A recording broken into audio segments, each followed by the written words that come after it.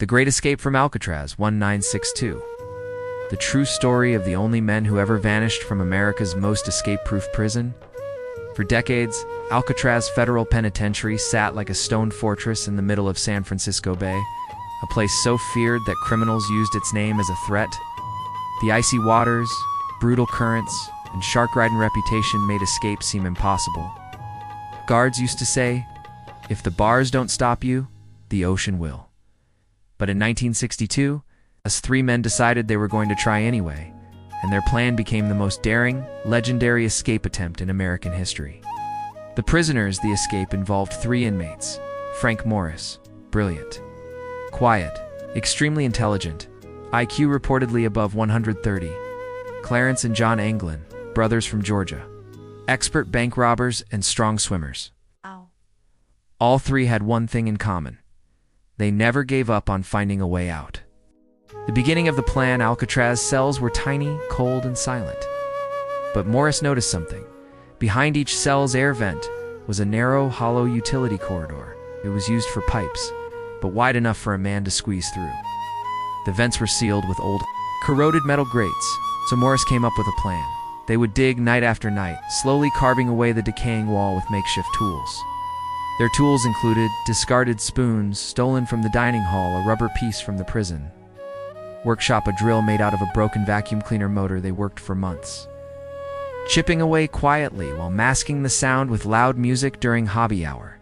The dummy heads, even if they escaped their cells, the guards checked the prisoners at night. So the men built realistic dummy heads out of soap, toilet paper, paint, hair gathered from the prison barbershop floor at night. They placed the heads on their pillows, stuffed their beds with rolled towels, and slipped out through the hole behind the vents. The guards walked by, glanced in, saw the sleeping prisoners, and never suspected a thing.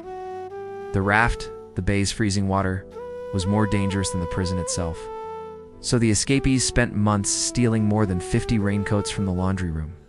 They stitched them together into a giant inflatable raft, sealed with heat from prison pipes. They even built wooden paddles in the prison workshop. Every detail was planned with precision.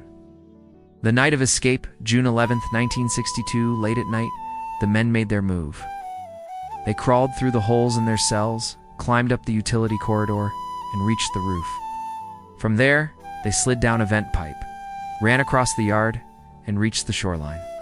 They inflated the boat, pushed it into the black water, and climbed in. That was the last anyone ever saw of them. The aftermath, when guards discovered the escape the next morning, chaos broke out. Scouring the bay and nearby islands. Pieces of the raft, an empty wallet belonging to one of the Anglin brothers, but no bodies were ever discovered. The FBI officially concluded that the men probably drowned. The waters were too cold, the currents too strong. But for decades afterwards, strange things kept happening. The mystery deepens every Christmas. The mother of the Anglin brothers received a mysterious, unsigned card.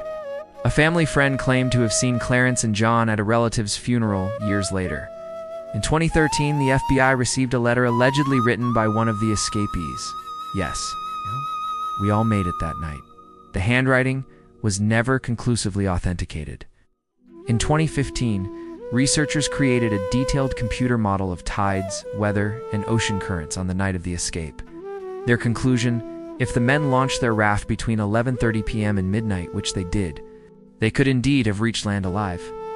The legend lives on to this day. No one knows what happened to Morris and the Anglin brothers. Either drowned in the cold darkness of the bay, or they made the greatest prison escape in American history and vanished forever.